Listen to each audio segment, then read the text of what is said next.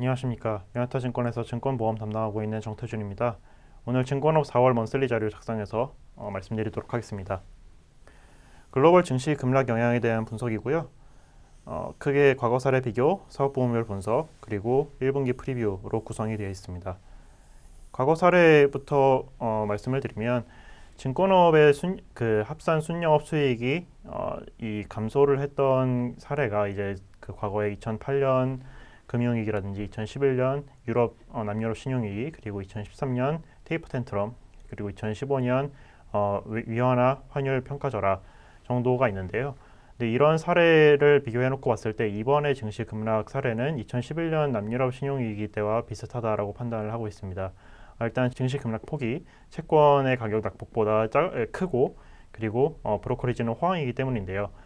이런 사례에서는 그 증권업의 이익 자체는 분기 적자로 끝나지는 않습니다.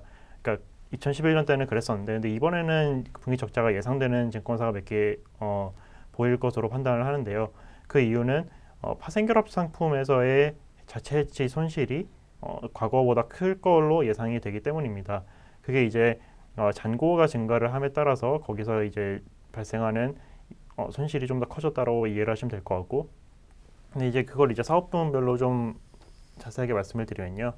브로커리지는 지금 상당히 좋습니다. 아까 말씀드렸던 것처럼 거래대금이 엄청 호황을 누리고 있는 상황인데, 이 브로커리지에서 거래대금과 그다음에 신용공여와 그리고 반대매에 따른 손실, 이 세 가지를 놓고 봤을 때 거래대금은 일단 지금 뭐 사상 최고 기록을 경신하는 수준의 높은 수준을 기록을 하고 있어서 위탁매매 수수료 수익 자체는 상당히 양호할 걸로 판단이 되고요.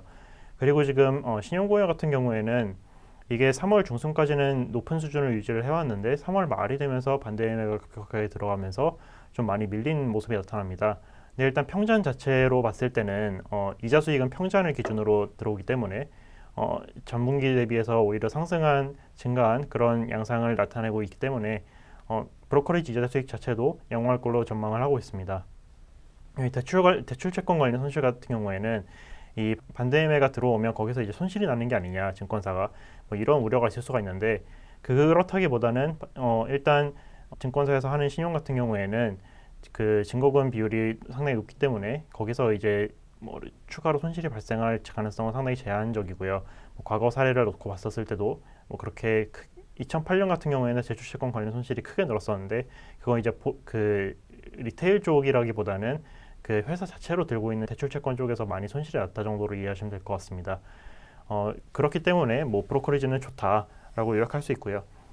트레이딩 같은 경우에는 지금 아까 처음에 말씀드렸던 것처럼 파생결합 상품, 그러니까 ELS죠. ELS, DLS, 뭐 ELB, DLB 이런 상품들이 지금 자체 해지를 하는 과정에서 손실이 많이 발생을 했기 때문에 여기서 손실이 좀 클 거라고 생각을 하고 있고요.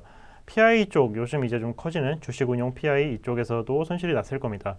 근데 이제 보통 그 증시가 어느 정도 하락을 하는 구간에서는 키움증권이 가장 실적이 안 좋습니다. 왜냐하면 PI에서 주식운용 포션이 크기 때문인데요. 근데 오히려 이쪽 그 키움증권은 ELS 자체 해지를 안 하기 때문에 지금과 같이 경상적인 수준을 넘어서는 증시 하락이 나올 경우에는 오히려 이게 그 PI 떨어지는 것만 걱정을 하면 되고 파생 쪽에서 손실이 나는 걸 걱정하지 않아도 되기 때문에 오히려 상대적으로 양호할 수 있습니다. 그 삼성증권이라든지 뭐 한국투자증권이라든지 미래에셋대우라든지 이런 데는 기본적으로 파생결합 상품 잔고 자체가 크고, 여기서 자체해지도 그 비중이 뭐 이렇게 회사마다 다르긴 하지만 기본적으로 자체해지가 들어가기 때문에 여기서 나오는 손실이 상당합니다. 그래서 이번에 좀 실적이 안 좋을 거라고 생각을 하고 있고요. 그다음에 IB 같은 경우가 이제 좀 장단기로 우려할 만한 게 있는데, 단기적으로는 유동성에 대해서 걱정을 할 수가 있습니다. 지금 이제 그 3월 23일에 증권사의 유동성 위기에 대해서 뭐 좀 이렇게 이슈가 3월 19일에서 23일이죠. 그 사이에 좀 이렇게 이슈가 부각이 됐었는데, 그게 이제 이 트레이딩하고 IB가 겹쳤 거라고 보시면 됩니다. 이 파생결합 상품 자체 해지에서 마진콜이 들어오다 보니까 여기다 유동성을 넣어야 되는데, 보통 이렇게 단기적으로 자금이 필요하게 되면 CP 시장, 회사채 시장에서 이렇게 자금을 조달하는 경우가 많은데요. UMIP 성향이 극단적으로 올라가게 되면 이 CP 시장에서 조달이 안 되게 되고, 그러면 이제 어떤 문제가 발생을 하냐면 이 PF, 부동산 PF에서 유동화할 때 자금을 조달했던 ABCP가 롤오버 되는 상황에서 이게 롤오버가 안 됩니다. 그러면 증권사가 스스로 매입을 해줘야 되는데 그럼 또 이제 여기서 돈이 들어가게 되는 거죠. 그러면 ELS랑 IB에서 동시에 돈이 필요하게 되니까 여기서 이제 유동성이 없어지게 되는 상황이 되는 겁니다. 물론 이제 정부 정책도 좀 우호적으로 나왔고 뭐 이렇게 지원이 좀 있었던 걸로 판단을 하고 있는데 이게 증시가 지금 상황에서 그냥 안정화되는 구간에 들어간다. 그리고 그냥 이렇게 쭉 올라간다라고 하면 뭐 사실 유동성 위기라고 할 것도 이제는 더 이상 없다라고 판단을 하고 있는데요. 다만 이제 뭐 어떤 이유에서든지 갑자기 증시가 급락을 하고 3월 19일 뭐 이때처럼 이제 뭐 그 글로벌리 증시가 뭐 10%씩 빠지고 이렇게 된다라고 하면 그거는 이제 또 유동성 위기가 불거질 수 있는 요인이 될 수 있습니다. 다만 뭐 지금 일단 정부에서 4월 2일에 또 그 은행들의 외화 유동성 관리의 기준에 준하는 수준으로 증권사도 외화 유동성 관리를 해라라고 했기 때문에 뭐 여기서의 그 규제가 강화돼서 좀 이렇게 건전성이 증진되는 효과는 있을 거라고 생각을 하고 있습니다. 다만 이제 그건 조달 비용 상승으로 이어질 거기 때문에 뭐 그게 이렇게 증권사의 장기적인 수익성에 좋다라고는 말씀드릴 수가 없을 것 같고요.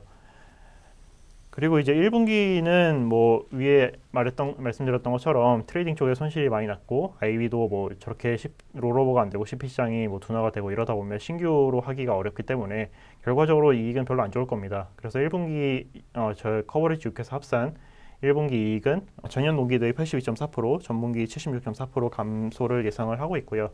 이거에 따라서 2020년, 2021년 이익 추정치도 조정을 해서 결과적으로 목표 주가도 한 10%대로 다 하향을 했습니다. 키움증권은 지금 여기 위에 유지가 되는 걸로 나와 있는데 그건 제가 저번 주에 그 발표 드렸던 3월 30일에 그 시장 반등을 주도할 섹터별 종목에서 키움증권은 목표 주가를 하향을 했기 때문에 반영이 안 됐다라고 보시면 될 것 같고요. 장기적으로 봤을 때 뭐 증권업이 그래서 이게 좋다는 거냐 나쁘다는 거냐라고 봤을 때는 지금 1월 먼슬리에서 그 부동산 PF 규제 관련해서 자료에서도 말씀드렸던 것처럼 성장 동력이 꺾인 상황인데 지금 이렇게 결과적으로 이미 PF를 늘려놨던 거에서도 문제가 되고 파생결합 상품을 팔아놨던 거에서도 문제가 되고 그래서 정부의 규제 유동성 관리라든지 이런 정부의 규제가 좀 더 강화가 되고 이런 스탠스에서는 사실 성장 동력을 찾기가 쉽지 않은 상황입니다. 그래서 뭐 증권업이 장기적으로 뭐가 좋다라고 성장 동력이 뚜렷하다라고 말씀드리긴 어렵지만 지금 이제 여기서 종목별로 바이콜을 드리는 이유는 일단 그 실적이 둔화가 되는 점을 감안을 하더라도 지금 많이 빠져 있는 상황이기 때문에 업사이드는 충분히 나온다고 생각을 하고 있기 때문입니다. 자세한 내용은 자료 참고하시면 될 것 같습니다. 감사합니다.